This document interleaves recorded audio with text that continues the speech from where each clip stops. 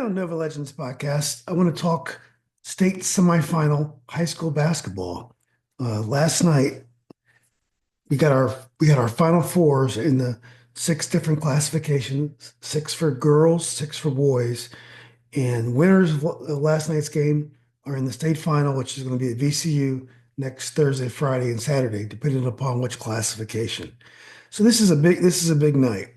I've talked in the past that in the old days we'd be able to go to the semifinals of every classification and watch the whole tournament, which is great because you get to watch the semifinals and you get a sense of the teams when they play in the finals. You have a little bit more ownership of that game. We don't do that. Final fours are big in most basketball tournaments everywhere, but we don't do that in Virginia. We only see the state final, which is a little bit harder to have any kind of attachment to a team you don't know much about. It's only a game for supporters, folks who know the teams. So, but that's the way it is. We don't really have a true state tournament. It's hard with 12 different tournaments, I guess, to do that. And without the will, you know, to make the game, to move the game along and make it better. So anyway, I don't want to start complaining about that because, that's not going anywhere. We never change. The same thing happens every year. John Marshall and Princess Anne are champs, and we never do anything to examine our competition to see if we can make it better or more fair. Anyway, let's go to the different classifications, and I want to thank Chris Jolly from novahoops.com for always providing great results and also the schedule, amongst other things. You can also blame him if any of the information I gave you is wrong, so that's also convenient. Let's start with the boys 6A, which is the schools with the highest enrollments. Primarily, it's a Northern Virginia classification. I think 60% of the schools are probably north of Stafford. So it's largely a regional tournament with like 8 teams from the bottom part of the state, two of which, Lansdowne and Oscar Smith, seem like they qualify for states every year. So not that many teams for them to beat out, except for they do have to face the Prince William region often in the states. Anyway, at South Lakes last night, South Lakes beat a Lansdowne team, a young Lansdowne team that came back up here from Virginia Beach for the second time this week after beating Patriot on Tuesday, and it was a great game. Kind of a late arriving crowd because I think there was some question about what time the game started, but by 7 o'clock, the gym was I wouldn't say packed, but the South Lake side was packed. There was a really nice crowd, good energy in the game. The game was kind of a nervous game. Both teams played great defensively, so there was no easy buckets anywhere. Lansdowne did a great job on Jordan. They did a great job on Jordan. Um, uh, Scott and forgot the name of the guy that was playing defense on him, but I think he's a sophomore, but 6'4" guy, really uses his body well. Was able to match up man to man pretty well on Jordan. And then when they played zone, they did a great job of, if Jordan was in the middle of the zone, of collapsing on him, not letting him turn. Really good defensive team, young team. South Lakes, they led most of this game, but it was never comfortable. You always thought they were going to pull it out, but it wasn't the most comfortable of wins. Lansdowne's a very nice team, very young. Let's hope their young players stay there. I know the coach's son is a freshman and is a great player, but Lansdowne has a history of having players transfer out to other schools. That's what I've noticed. Yeah, I was able to find the names of those players. Damian Robinson is the freshman, the coach's son, but the kid that was doing a great job on Jordan was a junior, Zevian Cleveland. Neither one of those two, and Damian Robinson is the leading scorer, 17 points a game as a freshman. He didn't score in the first half. I don't think he scored to the final minutes. He may have had two, 3-pointers to make the game kind of close. Their leading scorer was a guy named Rashad Shaw. Thought he had a nice game. Dude, he elevates quickly. He's got a nice shot. Um, again, it's a very nice team. They didn't have a lot of size, but wow, it was clear why they were there. This is a very good team. South Lakes advance. I don't think Jordan might have 11 or 12. Played great defensively.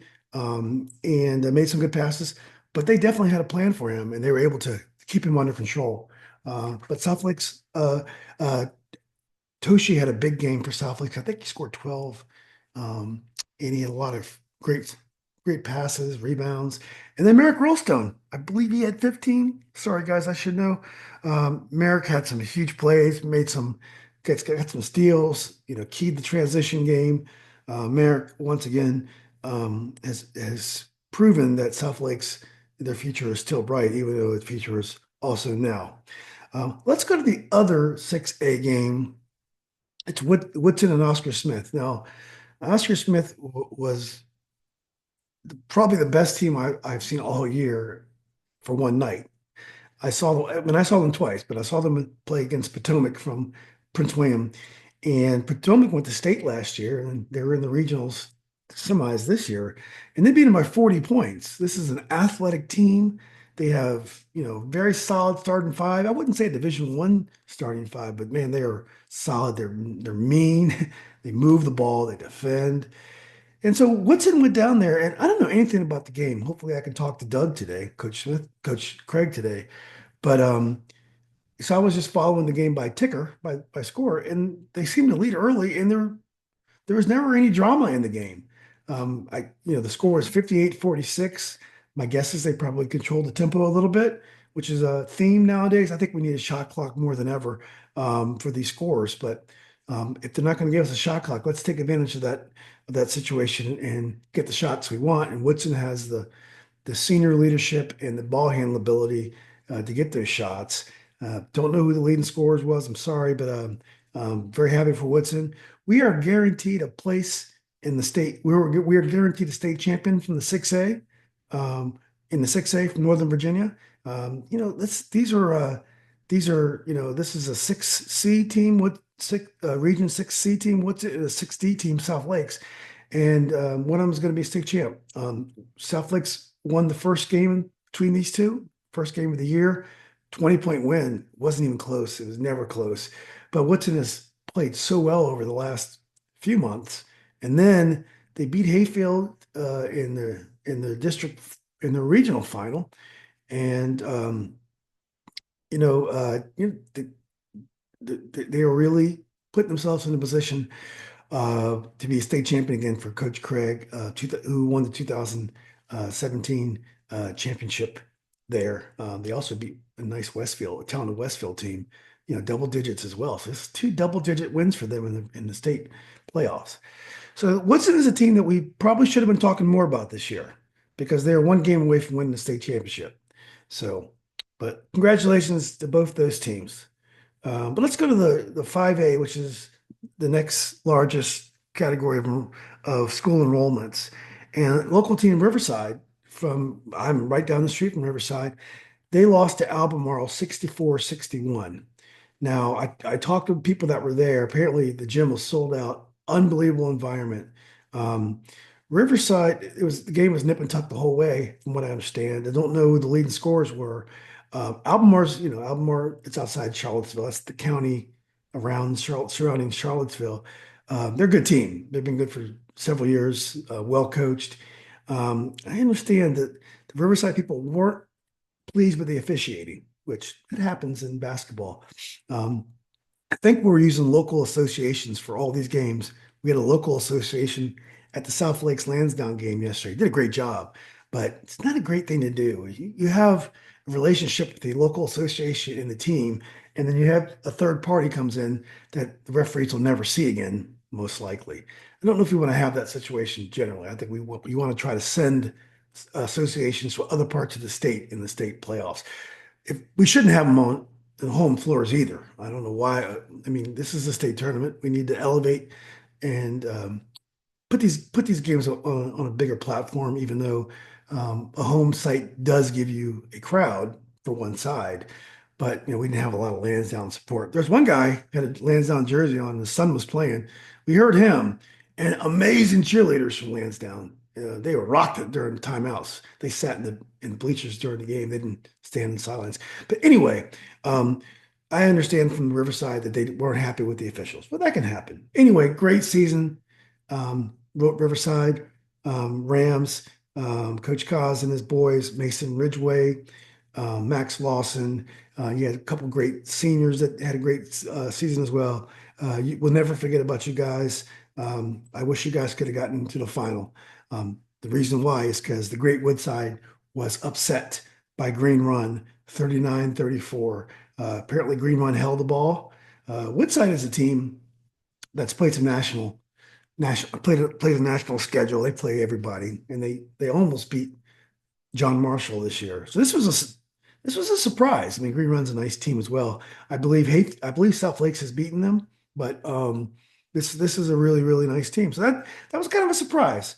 So that really opens things up. I do want to say that that final is on Thursday at 2:30 p.m. And I forgot to say the 6A final is going to be at 6:30 p.m. next Saturday at VCU. Next Saturday is the 6, and the boys 5 is Thursday at 2:30 p.m. Now let's go to the boys 4A and another bad bracket for local teams. Local for me, because Hanley's in Winchester. I'm not that far away from Winchester anymore. John Hanley was undefeated up until 2 weeks ago when they lost to Spring Mills, the West Virginia #1 team, I think defending champion. They lost in overtime. So they hadn't lost a game. That's the only game they've lost. They haven't lost to a team from Virginia all year long. And they haven't played the toughest schedule in the world, but they beat George Wythe and they're in I think the Class 1 final.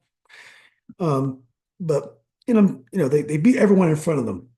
They have a player named Will Braun Doing, Doing, who I think he had over 60 points in one game this year. Averages more than 30. He's a sophomore. He plays Boo Williams AAU, and they're coached by a young guy, Zach Harrell Zook.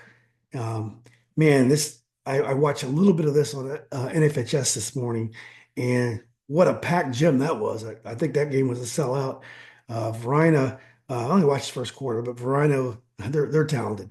Now, Verina this year, look at some of their losses this year. Atlee, they're in the Class 5 final. They lost to Oscar Smith, they're in the Class 6 semis, and they lost to Hopewell, who's in the Class 3 final. And then they beat Patriot. They were in the Class 6 quarters, and they beat Hayfield, who was they were in the Class 6 quarters as well. So obviously, Verina is a nice team. This Richmond's had a good season in terms of postseason. So this Verina is a Richmond team that advances, and they play another Richmond team, Atlee. Both Atlee and Verina are not in the city, but they're in the suburbs. I think Verina is south of Richmond, and Atlee, I believe, is north, maybe. But Atlee beat Glass 69-55. Interesting. Atlee is a team that local team Heritage beat in the Christmas tournament. So this Heritage is a team that went to state, but shout out to Heritage, great season. But they beat EC Glass 69-55. So Glass season is over. They had beaten Tuscarora at Tusky. That was a disappointment for the locals. But Atlee ends their season. Verina and Atlee and all we used to call it Central Region, but all kind of Richmond area final. That'll be at 8 o'clock on Friday. Let's go to boys 3A. That's also a local team, and a local team that season's over is Meridian, coached by the great Jim Smith. I watched the first quarter of this game as well. Hopewell's long or tall. Some think they're the best team in the state, maybe besides John Marshall. They're really good. Meridian jumped out early, but that Hopewell is just a very tough team, very athletic, very tall. They're also pretty young. Meridian, great bunch of seniors. Best of luck to this bunch of seniors. They had a great run. Definitely no shame in losing to a Hopewell team that's going to be in the final at VCU next Saturday at 1 p.m. And they're going to play Spotswood. Spotswood beat Northside, the defending champion. This was a high-level game, and Spotswood was way ahead in this game. I was checking the ticker. They were by 20 points. Northside's coached by the great Bill Pope. Bill Pope is the local. Went to Mount Vernon High School, and I think he's got 600 wins or something crazy, and in a state championship last year, as I said. But Spotswood holds on and beats them. They have this player Pacheco that plays, I think, with the AA2 Virginia Elite local team. So he's going to Mount St. Mary's next year. So that's going to be a nice matchup. Spotswood, I forgot what the coach's name is, but Hopewell Spotswood next Saturday, 1 p.m. So let's go to the girls' side. And so let's see what we have alive in the girls' side. We had lots of local teams in the highest classification, 6A, which, as I said before, most of the 6A teams are north of Stafford anyway, which is strange. But anyway, West Potomac, uh, with their new coach Joe Puccicelli, travels Osborne Park and the great Chrissy Kelly. And Osborne Park has just been killing people, like 50 points in the postseason. I mean, it's really overwhelming how good this team is. And the great Chrissy Kelly played at West Potomac, and I think I don't know how many state championships she's won. I know she's won them in Forest Park, and I think somewhere else as well. Sorry, Coach Kelly, but amazing coach. Everyone loves her. I've never interviewed her. She's never responded to my emails. But if you want to hear Coach Kelly, my buddy Dwight Vick interviewed her last week, and it's on the Facebook groups. Did a great job. So you get a sense of what she's like. They're going to play the state final Saturday, 4:30 in Richmond, VCU against Manchester, who beat Robinson. Robinson season's over. What a run for Georgia Simonson, 4-year starter, state tournament 4 years. Unfortunately, never got that title. Lots of regional titles, district regular season titles, but no state title. 53-34. Manchester has a player going to Richmond next year. I can't think of her name, but she's a really good player. So no shame there. I hope they had fun on the road trip. Um, Georgia, good, best of luck at Radford. Definitely made us proud. Now we're going to go to the girls 5A, and here we have the great Princess Anne, coached by Coach Dozier, Daryl Dozier, I believe. They've won more than 10 state championships. They beat Minchville, another Hampton Roads team, 53-42. I'm not sure how big a surprise that was, but Princess Anne, I believe, beat Osborne Park early in the year. So they're amazing as always. They're going to play Fleming, and William Fleming beat Bird from Richmond in the other semi, 53-51. They had played in the regional final, and Bird had beaten Fleming. But the way some of these brackets work, you have to keep beating teams over and over again. So unfair, guys. You got to mix the brackets up. Even if you create something like Lansdowne when you have two long trips, you can't have a sporting competition where you play the same teams over and over again. Because if you happen to have the same teams in the same bracket, they never get a fair chance to finish second in the state. If two teams are in the same region or the same district and they're the best teams in the state, separate them. So at least the other team doesn't get eliminated by a team that's better than them, and they're better than everybody else. Guys, this is sports management 101. Whoever's making these decisions, do better, guys. Horrible. So anyway, Princess Anne versus Fleming next Thursday, 12:30, VCU.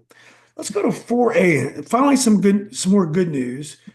This is the another Northern Virginia team that's heading to the state final. This is Heritage. Heritage is in Leesburg, about 5 miles that way, coached by Taylor Cook. Taylor played at George Mason. Been trying to interview Coach Cook too. Please return my call. But congratulations, Coach. They beat Hampton, great program, 41-30. Heritage is putting a hurting on some teams in the postseason as well. They had a 20-point win against, 30-point win against Charlottesville. So I don't know what Coach Cook is doing. I saw this team early this year. They're great, but they're going to the state final. And I believe this is Coach Cook's first year. I think she was at Tuscarora last year. So Coach Cook, you're doing amazing work. Congratulations. They're going to play Salem at Friday at 6 p.m. Salem from, I assume this is the Salem from the Roanoke area. They beat Manor by 50-43. I got to check on that, but I think the other Salem is Class 6. This is a Salem from 50-43, I believe. But anyway, Friday at 6. If I'm wrong, put that in the comments section below. And the last classification I'm going to talk about is Class 2, which is girls, because Clark County, a local team, which is about 20 miles west of Leesburg, they had a great season, but they lost to John Marshall, 67-56. Great season, girls. Congratulations. Yeah, so it was a exciting season. We're down to one game. It's kind of you have all these games, and we go. We're going to find out who's going to go to the state final, and then we have a week into the state final. So it's a strange way we conduct these tournaments. Now we have a whole week for one game, and then some of the teams get 8 days rest, some get 6 days rest. God, it's really hard to explain this. Last year they did not have a state program, so it used to be the state program was so awesome. I would stare at it for days. It's all this information. I still have state tournaments programs for many, many years. This is a 1975 state tournament. I have all the state tournament programs between 1961 and 2012. Some of them I kept, most of them I kept, but Dick Wickline gave me the ones from the early days. Legendary coach from TJ and other schools. But last year we didn't even have a state program. Yeah, what's going on, guys? Are we gonna do a state program this year? A couple of years ago, they had nice when it was online, which was great. So I'm hoping they'll do that for us. I still would love to see real thought put into taking the six classifications down to four, and then find or three would be better. Let's go back to the old days. But if we can't do that, let's think about what are we going to do about John Marshall in class two and boys. What are we going to do about Woodside? I'm sorry, Princess Anne in class five girls. They win 10 state championships in a row or 15 or whatever it is. And then poor Graham, Graham is from Appalachia. They won the prize, the last second shot. So they get to come drive 6 hours to get destroyed by John Marshall boys. I didn't talk about John Marshall boys today because I don't talk about world-class teams that are playing against tiny schools. It's not worth talking about. But they're an amazing team, and poor Graham's going to get their butts kicked by them. But anyway, let's do something about this state tournament, guys. It could be so much better if we run it with some common sense. Anyway, I hope you guys enjoyed it. It's been a great season so far. The basketball season has ebbs and flows. I get to know these teams. I love it. I love getting to watch teams over and over again. This year, I focus more on Loudon because I live here, and the regular season doesn't mean anything. So I didn't drive 30 miles to go watch games in Fairfax County and Alexander Arlington like I usually do, but I covered the postseason. But I did the local games here in regular season because they don't mean as much. I just want to be in a gym, so I got to know the teams and the coaches out here where I live now. But I still I think we could do some work, and we can get most of the better teams in the same classification. We can get the teams that have not had success and move them down classifications. But anyway, find ways to make the regions the same size. We don't want to have the Prince William teams playing in 19-team regions and the Loudon teams playing in 8-team regions, or the Hampton Roads teams. Let's look to even things out. And we can do that if we have some common sense and some leadership. Anyway, until next time, thank you guys.